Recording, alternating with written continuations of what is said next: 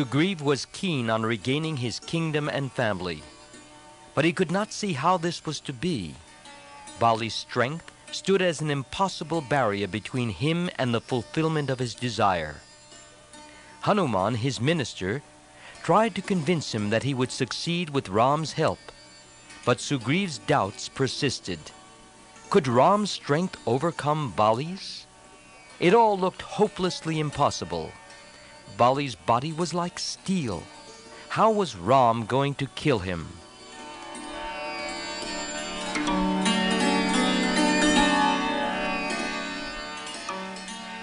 Sugriv had these doubts about Ram, but he had none else to help him, and he was not prepared to give up his desire. He decided to test Ram's strength. But how is one to subject a friend to a test without discourteously betraying one's suspicion? Ram had promised to get the thing done. How was an occasion to be created to measure his ability? Sugriv thought long and formed a plan.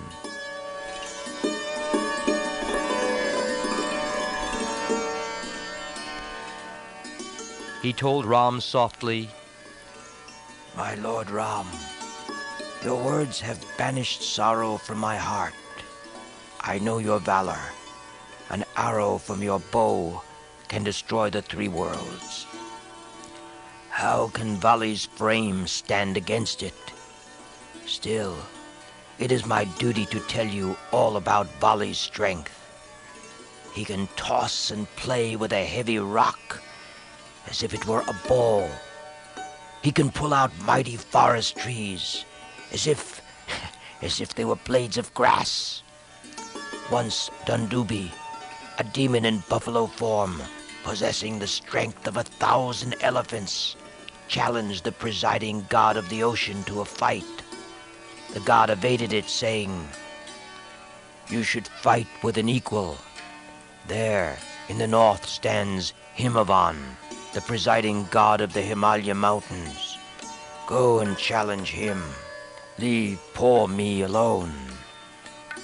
Dundubi agreed and, speeding northwards, met and challenged Himavan, butting his rocky sides with horns. Himavan controlled his temper and said, "Why do you assault me? I am not a fighter. I spend my life in the company of sages who love to stay with me." Dundubi answered, "Very well then. Tell me of someone I can fight with. I want a worthy challenger today." Himavan said, "There is one in the south who is worthy of you. He is Vali, the Vanara king. His strength is like his father Indra's. If you wish, you may go to him and challenge him to a fight."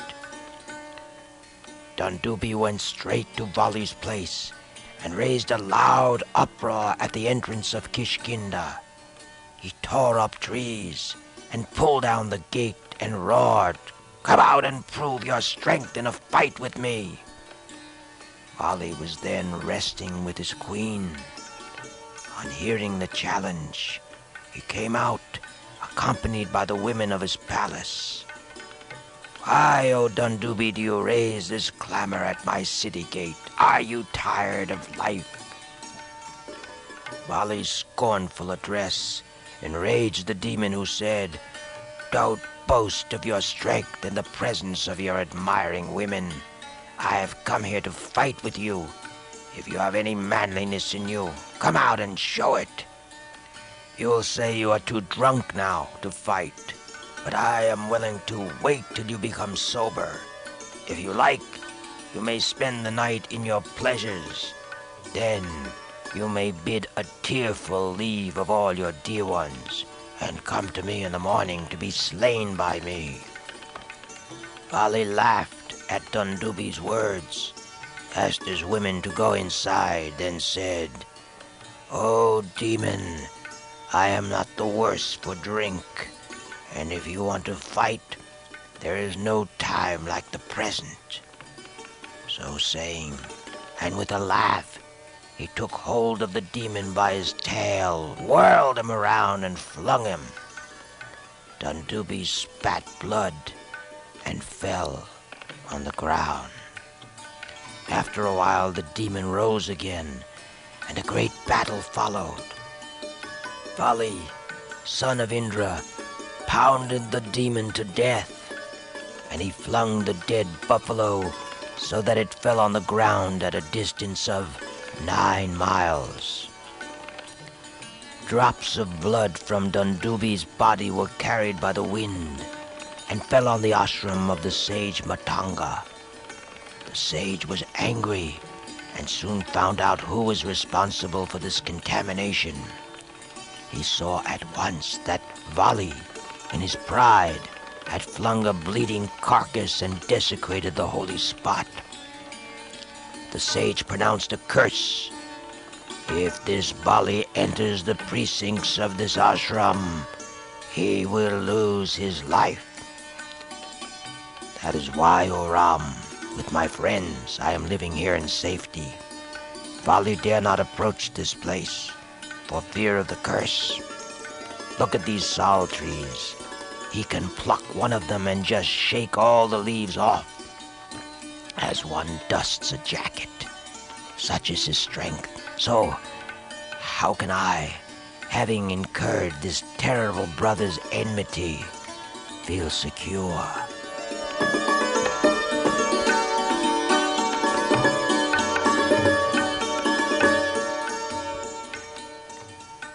Lakshman understood that Sugriv needed a demonstration of Ram's prowess to give him confidence and said, "How would you like Ram to show you his ability to conquer Vali?" Sugriv answered, Indeed, I have no doubts. I know Ram's prowess, though now it is hidden as embers are in ashes. I have sought refuge under him, and yet, when I recall Vali's mighty deeds, I just tremble.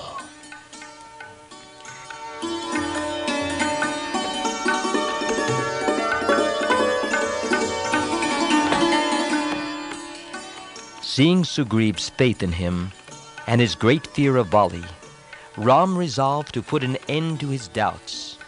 By a playful flip of his toe, he sent the enormous skeleton of Dundubi, which was lying there, flying in the air to a distance of 90 miles.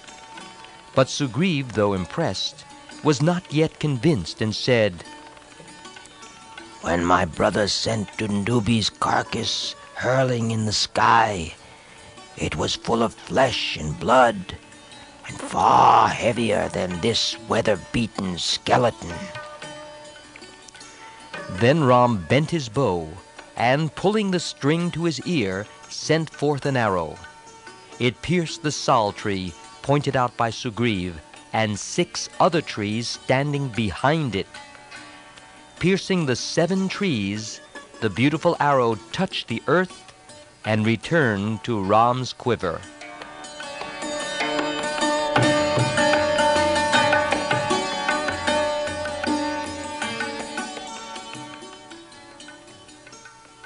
Sugriv, seeing this, was beside himself with joy.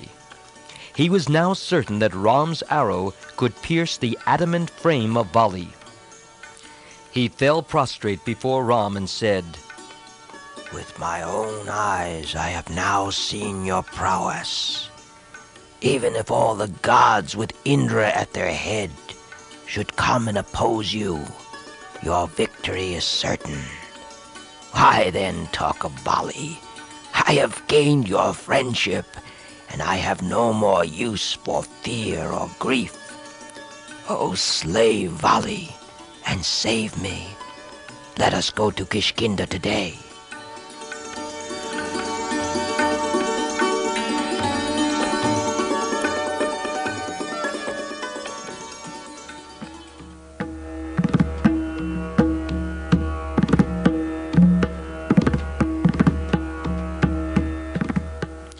Both Ram and Lakshman agreed. They talked about it, and it was finally agreed that Sugriv should appear in Kishkinda and challenge Vali to single combat.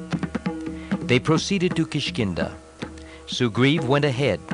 Ram followed him and stood away behind a tree in the dense forest. When they arrived, Sugriv shouted. Bali heard the shout and, in a great rage, emerged from the fortress, radiant like the morning sun.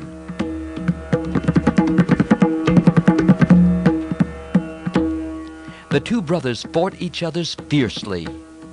Ram was standing with his bow in hand behind a tree. As they wrestled together, the brothers were so similar in form and feature, in equipment and method of fighting, that Ram could not distinguish Bali from Sugriv. Thus he was afraid to shoot, lest he kill the wrong combatant. Meantime, Sugriv, being worsted in the fight, broke from his brother's grip with a desperate effort. Wounded and weary, disappointed and despondent, he fled for his life and reached Rishyamukha forest.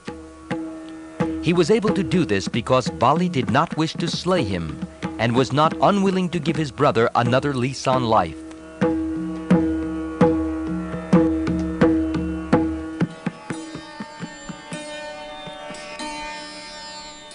Ram and Lakshman rejoined the woebegone Sugriv. He looked down at the ground without lifting his eyes. He was angry that Ram had broken his word and failed to help him. So he said, If you did not want to kill Vali, you could have told me so earlier. In that case, I, who know Vali's might, would never have challenged him to a fight. On the contrary, you made me believe you. And then I have taken such a beating that it is a wonder I am alive. Ram replied, Do not be angry, Sugriv, but listen. There was a good reason why I could not send forth my deadly arrow. You and Bali are alike in height and girth, in walk and shouts, in dress and ornaments. Once the fight began, I could not tell you apart from Bali. So what could I do?